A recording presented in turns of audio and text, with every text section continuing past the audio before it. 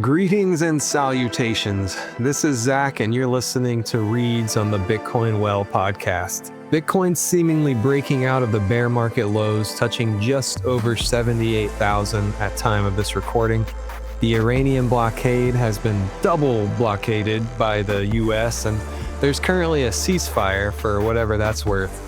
We've been on a bit of a tear lately about the war, with posts on X, articles, and podcasts all covering the conflict and the unique position Bitcoin has in the world at this time.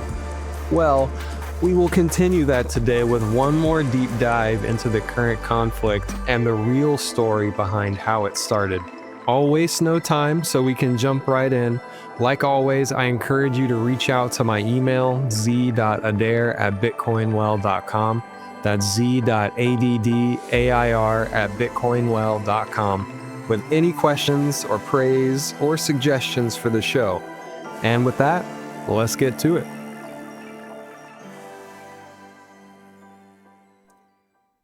The Engineered Collapse: How the 2026 Iran War Really Started, by Zachary Adair. The mainstream narrative frames the current conflict as a sudden eruption of regional tension, ancient hatreds, religious extremism, a powder keg that finally blew up. That framing is convenient, but it's also wrong. The fuse wasn't lit in the Strait of Hormuz. It was lit months earlier in the halls of the US Treasury by men in suits wielding spreadsheets. Before a single missile was fired, the United States launched a deliberate financial operation against Iran. What we are watching now is just the consequence. And if you understand the monetary history behind it, none of it is surprising, a pattern worth recognizing. Let me back up for a moment, because the 2026 conflict didn't emerge from a vacuum. It emerged from a pattern that has been repeating for decades. In 2000, Saddam Hussein announced that Iraq would begin selling its oil in euros instead of dollars. 3 years later, the US invaded. The official justification was weapons of mass destruction. None were found. Iraq's oil sales were immediately switched back to dollars upon regime change. In 2009, Muammar Gaddafi began organizing African nations around a proposal for a gold-backed African currency, the gold dinar. That would replace the dollar in continental oil transactions. In 2011, NATO intervened in Libya's civil war. Gaddafi was killed. As Hillary Clinton famously stated, "We came, we saw, he died."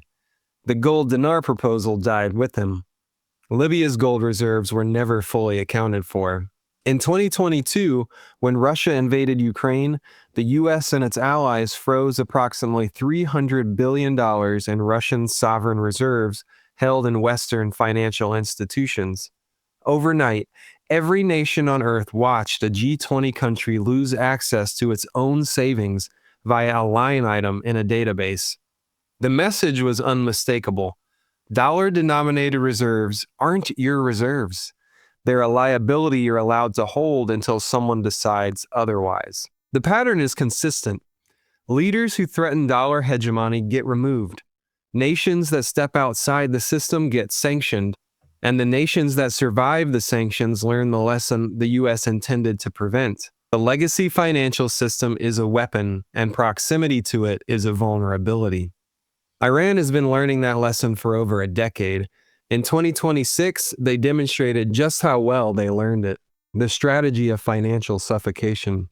In early 2026, Treasury Secretary Scott Besant admitted in a public hearing that the administration had deliberately, quote, created a dollar shortage in Iran, not as a side effect of sanctions, as the primary strategy. The mechanism was precise: cut off Iran's access to the global financial system, tighten the screws on oil export revenue, engineer a liquidity crisis severe enough to force the Iranian central bank to print its way out of insolvency, trigger hyperinflation, trigger civil unrest, break the currency, break the regime. By December 2025, one of Iran's largest banks had collapsed.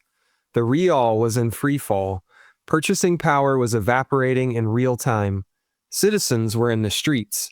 The wealthy, as Besant put it, were, quote-unquote, wiring their wealth out of the country like rats leaving a sinking ship. Washington had run this playbook before. Financial pressure creates political pressure creates regime change, and regime change creates compliance.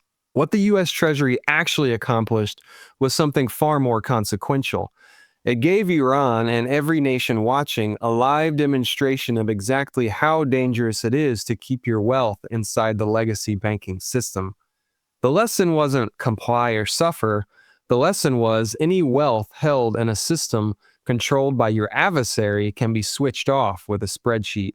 That lesson was a natural conclusion, and Iran had already started building towards it, a decade of preparation. When Iran was cut off from SWIFT in 2012, the intention was isolation. The effect was acceleration. With no access to the international banking system, Iran had to find alternatives. They built peer-to-peer networks, they developed domestic financial infrastructure, and they began mining Bitcoin at scale, drawn initially by subsidized energy costs that made it economically compelling. The US periodically targeted this infrastructure. Kinetic strikes in mid-2025, officially framed as hitting nuclear enrichment facilities, appear to have had a secondary effect. Iran's Bitcoin hash rate dropped by 77% in the months following, falling from roughly 9 exahashes per second to 2. Whether that was deliberate targeting of energy to money infrastructure or collateral damage from disputed power grids is a matter of debate, but the implication is worth examining. If true, the US military was treating Bitcoin mining capacity as a legitimate theater of war. Iran rebuilt, and by 2026 they had something no sanction regime could touch. The Strait of Hormuz is 12 kilometers wide at its narrowest point. Roughly 20% of the world's oil supply passes through it. It is the single most critical energy choke point on Earth, and following the outbreak of the 2026 Iran war in late February, Iran moved to monetize that control directly. In mid-March, Iran implemented what is called the Strait of Hormuz Management Plan. The stated purpose was to fund operations while bypassing US sanctions and the SWIFT system entirely. The toll was set at approximately $1 per barrel, meaning a fully loaded supertanker owed roughly $2 million for safe passage. Payment options were deliberately chosen to route around the dollar system. Bitcoin, Chinese yuan settled through the CIPS network, USD pegged stablecoins like USDT. The process was deliberately designed to be fast and difficult to intercept. Vessels emailed cargo manifests to an IRGC-linked intermediary. Once assessed, they were given seconds to settle in Bitcoin. The transaction confirms on the time chain before any Western authority can flag it, freeze it, or reverse it. A sovereign nation-state formally sanctioned and cut off from the global banking system, collecting payment for access to 20% of the world's oil supply using a mathematically capped, unseizable bearer asset that no SWIFT administrator can block and no government on Earth issued. The Kissinger Petrodollar deal was built on one foundational premise: oil must be purchased with dollars. That premise assumed control over the payment rails. Bitcoin removes the payment rails from the equation entirely. You can't sanction a math equation. You can't freeze a wallet you don't control. You can't print more Bitcoin to get your tankers through the strait. As of April 17, 2026, Iranian Foreign Minister Saeed Abbas Araghchi has announced the strait is now fully open to commercial shipping during the current ceasefire period. Oil prices dropped nearly 10% on the news. Bitcoin hit a local high of 77,000. The reopening of an oil checkpoint crashed crude. The same event sent Bitcoin higher. The market is pricing something that most analysts haven't fully articulated yet. Bitcoin and oil are no longer moving in the same direction. One is the old energy-backed monetary system exhaling. The other is what replaces it. The toll period may be over for now. What it demonstrated is permanent.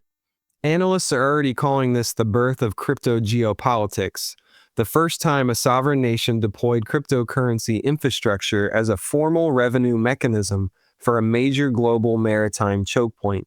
It will not be the last. The military dimension. The financial picture is only part of the story. The 2026 conflict has also exposed the limits of conventional military dominance in ways that should concern anyone operating under the assumption that U.S. naval power is an unconditional deterrent. The cost imbalance is stark.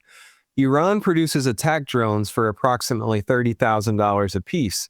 Intercepting one requires firing a Patriot missile at $3 million or a THAAD interceptor at up to $30 million. Current U.S. missile defense systems achieve an estimated 20% hit rate against drone swarms. The math favors the attacker in a way that no amount of defense spending can easily resolve. U.S. carrier groups, including the USS Gerald R. Ford, are operating hundreds of kilometers from the Iranian coast. The reason is hypersonic missile capability. A single successful strike on a destroyer changes the entire strategic calculation. So the most powerful naval force in history is keeping its distance. The fiat system funded the military that was supposed to enforce petrodollar compliance. The military is now discovering the limits of that enforcement. There is a symmetry here that Mises would have recognized immediately. The overextension of the monetary system and the overextension of the military that depends on it are the same problem wearing different uniforms. The signal the rest of the world is reading. Iran is not the only country watching this unfold and drawing conclusions. Taiwan is reportedly evaluating Bitcoin insurance proposals, studying whether sovereign Bitcoin reserves could provide a financial backdrop against the kind of blockade and sanctions scenario that Iran just demonstrated is survivable. The logic is straightforward. If your adversary controls the reserve currency, holding reserves in that currency is not safety, it's just exposure. Saudi Arabia began accepting yuan for oil in select transactions in 2023. The BRICS bloc has been building alternative settlement infrastructure for years. The freezing of Russian sovereign reserves in 2022 accelerated every one of these conversations. And now we've seen a nation-state collecting Bitcoin tolls on global oil supply. The de-dollarization thesis has been declared premature many times. What's different in 26 is that it's no longer theoretical, it's operational. What this actually means. The petrodollar was born in 1974 when Henry Kissinger tied oil to the dollar. It survived for 50 years because there was no credible alternative. Gold was too heavy, too slow, and too easy to confiscate. Other fiat currencies carried their own sovereign risk. The dollar was the least bad option for global settlement, and so the world used it. Bitcoin is the first monetary technology that changes that calculus at a fundamental level. It's not a better fiat currency. It's a different category of thing entirely. A ledger no nation-state owns, a supply no government controls, a network that no military can shut down. The 2026 Iran conflict isn't just a geopolitical crisis. It's a proof of concept. It demonstrates in live conditions the real economic stakes that a nation-state can survive financial warfare by opting out of the financial system being used as a weapon. And it demonstrates that the energy markets that gave the dollar its post-1974 dominance are beginning to accept settlement in something the dollar cannot compete with on the merits. Sound money is no longer just a financial preference. It's a geopolitical survival strategy.